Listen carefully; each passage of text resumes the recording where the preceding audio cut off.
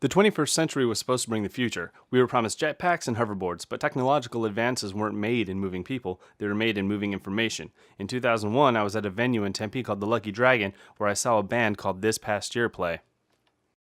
I was thoroughly impressed. When I returned to Flagstaff, where I was living, I searched the file-sharing giant Napster, which I had been using mostly to download hip-hop remixes of Dave Matthews Band and Oasis. I found only 4 tracks by the band This Past Year. This marked the first time that I was able to discover new music from an unsigned band on my own online.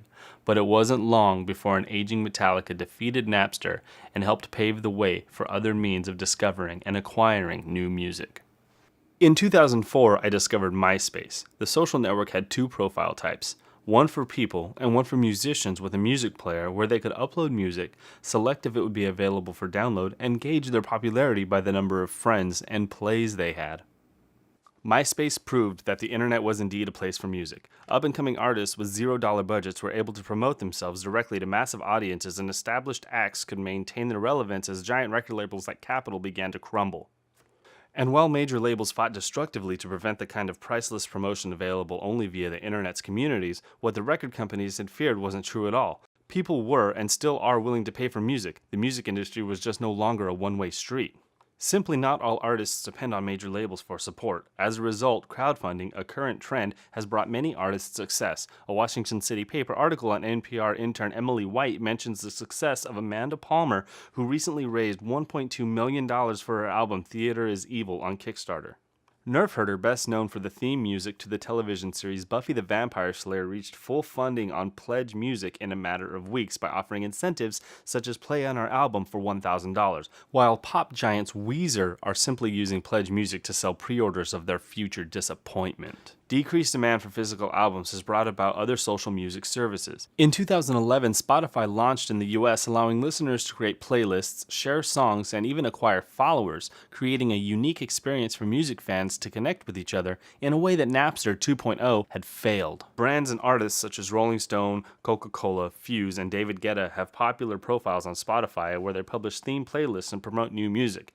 However, the interaction on Spotify can be limited. The audio distribution platform SoundCloud seems to abide strictly to Dr. Gilpin's definition of social media, mostly digital tools and practices people use to publicly or semi-publicly share and curate user-generated multimedia content and establish and maintain relationships. Bandpage message boards were once crucial for artists to observe fan interaction both in person and via online communities.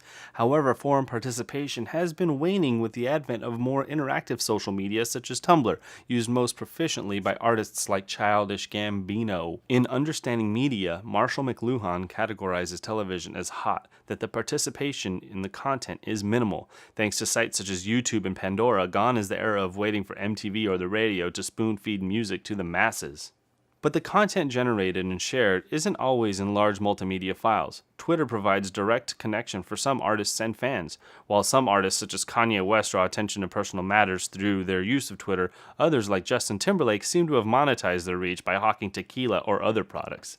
Instagram lifts the 140-character limit to 1,000 words at a time, if a picture is indeed worth 1,000 words, often about what it's like to be them, or eat their food, or have their feet.